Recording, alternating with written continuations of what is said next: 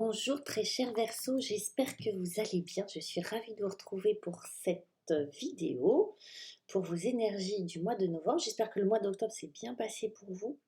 On va rentrer tout de suite. Alors, on va utiliser l'horoscope Béline, que voilà, et les 22 arcanes du tarot de Marseille. Je ne voulais pas spoiler, mais vous avez la tour en haut de deck. On va aller voir après. On commence le mois avec une très très belle énergie, c'est-à-dire c'est vraiment le pilier pour vous ce mois-ci. Ça va être la tempérance et la lumière. C'est vraiment les deux énergies qui vont vous accompagner et il va falloir l'utiliser parce que après c'est un peu moins simple pour vous. Mais on va vous parler de guérison, on va vous parler de repos, on va vous parler d'une énergie qui va vous accompagner. C'est une énergie très douce, la tempérance. Ça va vous parler d'émotions qui vont être, comment on va dire, d'une émotion de guérison. Ça ne se dit pas, mais c'est un peu l'idée, c'est-à-dire que toutes vos émotions vont être... vous allez avoir cette facilité à laisser passer les émotions, à les gérer, on va dire ça. Donc il y a une espèce de gestion émotionnelle sur vous, les Verseaux, sur ce mois de novembre. Pourquoi? Parce que vous allez voir que de l'autre côté, c'est un peu raide. Il y a la lumière. Ce qui est important pour vous, les Verseaux, sur ce mois de novembre, c'est de faire la lumière. C'est d'être dans la lumière. C'est que les choses aient du sens, que les choses aient... que vos actions, que les relations aux autres, que ce que vous faites dans la vie ait du sens pour vous. Que tout ce que vous allez entreprendre soit relié à une valeur importante pour vous. Il y a, il y a l'idée de bien-être, il y a l'idée d'être dans une relation avec vous-même harmonieuse, bienveillante, dans l'idée de guérir des blessures. Peut-être que c'est déjà fait et que vous avez envie de surfer sur la vague. Avec la lumière, on est clairement dans une relation de vérité avec les autres, avec soi-même, l'idée d'être dans une... Peut-être que l'honnêteté est une valeur importante pour vous, peut-être que vous avez à cœur d'éclairer les choses avec une lumière très douce, hein. Vous voyez, c'est une bougie, on a la tempérance, il y a énormément de douceur pour vous les Verseaux sur ce mois de novembre.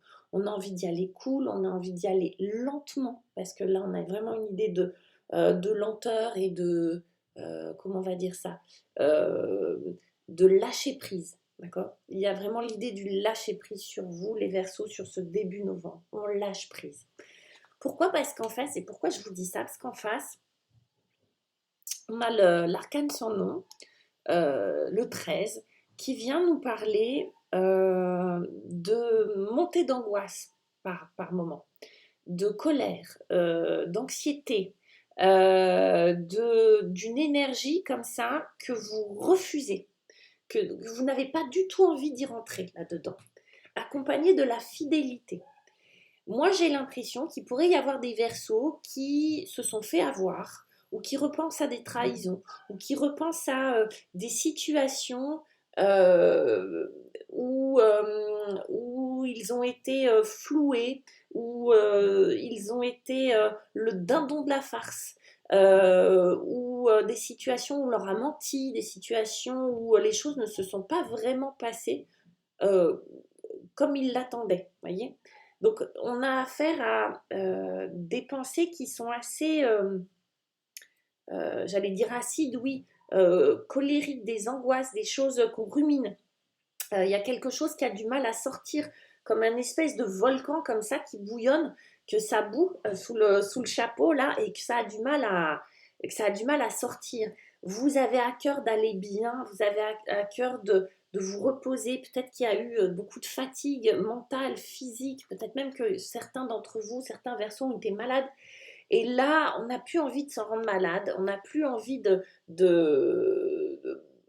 ressasser ça, et pourtant, il y a une part inconsciente de vous qui vous remet ça sous le nez. Il y a quelque chose qui n'est pas digéré, là, les Verseaux.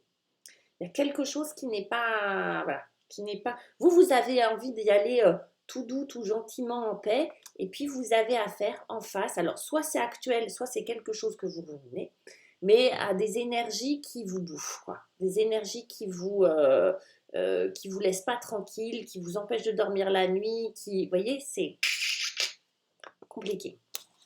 Pour vous aider, vous avez qui? On a le pape et on a la sorcière. On va dire ces deux énergies complètement opposées, ces deux-là. Le pape va nous parler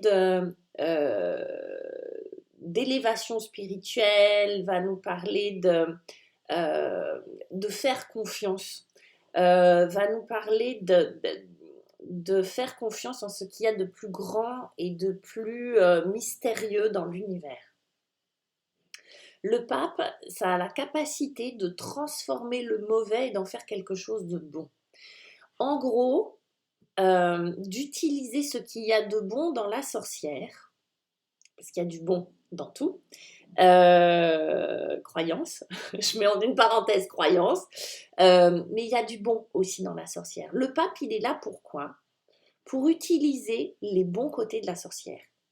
Pourquoi? Parce que j'ai l'impression que certains verseaux, en tout cas ceux à qui ça parle, ont eu affaire à des personnes ou des situations qu'ils n'étaient pas prêts à affronter parce que c'était pas leur valeur, parce que c'était pas leur code, parce que c'était moralement pas leur univers. Vous voyez ce que je veux dire? Là, on vous dit que si vous avez affaire, par exemple, je donne un exemple, à quelqu'un qui vous manipule, qui vous harcèle, etc., la tempérance ne va pas suffire. Il va falloir que vous fassiez appel au pape pour utiliser les mêmes codes que celui que vous avez en face pour pouvoir vous en sortir. Mais utilisez les mêmes codes sans utiliser le mauvais, d'accord? Sans prendre le mauvais. C'est-à-dire que vous n'allez pas devenir un manipulateur, une manipulatrice. Mais vous allez utiliser leur code. Voyez? Donc là, c'est assez drôle parce qu'on vous dit sur ce mois de novembre que vous allez apprendre, d'accord, à utiliser des boutons sur votre tableau de bord que vous n'aviez pas l'habitude d'utiliser. Du style la colère, du style qu'est-ce que je pourrais dire d'autre, la manipulation, oui, d'accord, la manipulation positive. Vous allez devoir apprendre à utiliser les mêmes armes que l'autre, que la situation d'en face. Sinon, vous n'allez pas vous en sortir. Et le pape, lui, pour moi, il est garant de ça. C'est-à-dire que vous vous inquiétez pas. C'est pas parce qu'à un moment donné, vous apprenez à dire non ou vous vous mettez en colère que vous allez être une mauvaise personne.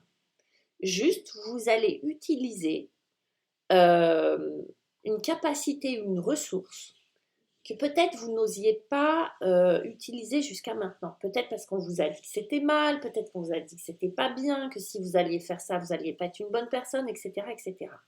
Ou que vous alliez du coup avoir l'impression de ressembler aux gens que vous n'aimez pas et que ça c'est compliqué. Donc là, vous avez une espèce de tiraillement intérieur qu'il va falloir unir, comme s'il pouvait y avoir une association entre la sorcière et le pape. Comme si on unissait nos forces pour pouvoir surmonter une situation. Pour moi, tout ça, c'est très émotionnel. D'accord? Il y a quelque chose de très émotionnel. On utilise les bons côtés de la sorcière, on utilise les bons côtés du pape. D'accord? Et on en fait quelque chose de bien. On en fait quoi? On en fait un empereur. Un empereur qui, lui, alors lui, s'il y en a un qui sait gérer le tableau de bord, c'est l'empereur. S'il y en a un qui est à l'aise avec ses boutons et qui sait dire non et qui sait dire oui et qui sait mettre les limites et qui dit non, les règles du jeu c'est ça, ça, ça, qui surveille effectivement son territoire, qui prend soin de ses troupes et qui mène ses troupes pour aller à la victoire, c'est l'empereur. Donc l'empereur, lui, s'il y en a bien un qui n'a pas de problème à utiliser les deux côtés, c'est-à-dire qu'il est à la fois, il peut être une autorité bienveillante, mais il reste une autorité. C'est-à-dire qu'il reste stratégique, il reste malin, et c'est un vrai joueur d'échecs, l'empereur.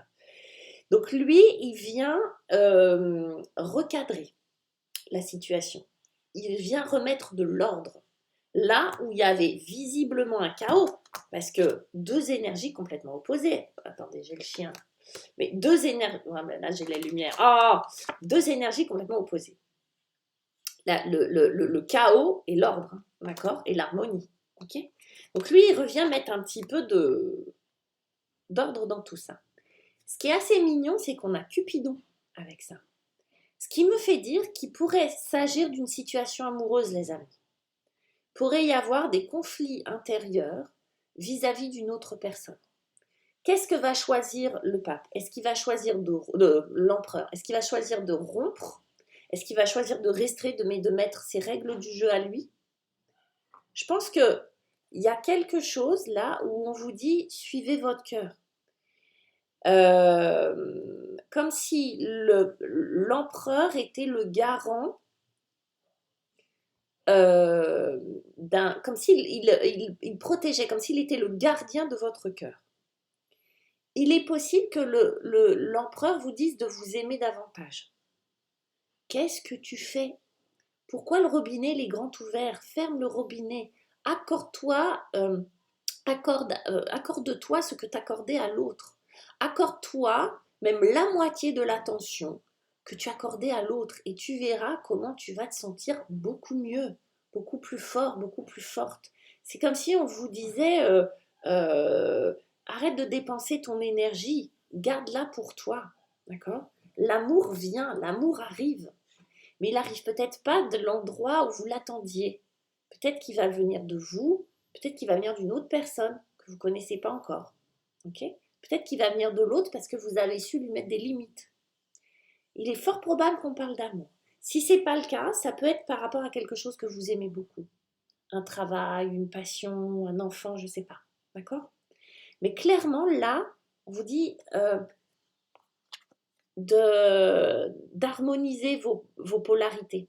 D'accord? De prendre ce qu'il y a de bon dans les deux. De sortir peut-être du jugement et des peurs.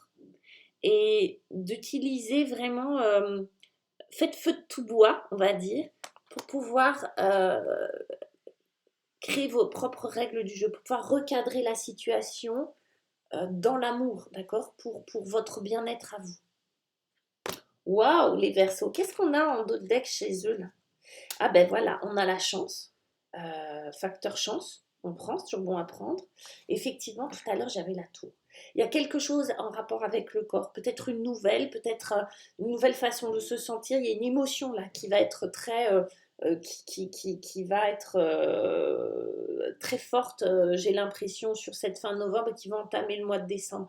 Comme s'il y avait un avant et un après. Si vous appreniez quelque chose, c'est peut-être que vous apprenez tout simplement à dire non ou à mettre des limites ou à recadrer les choses qui va vous toucher profondément. Il y a quelque chose là qui va vous toucher sur cette fin novembre, qui va être important pour le mois de décembre.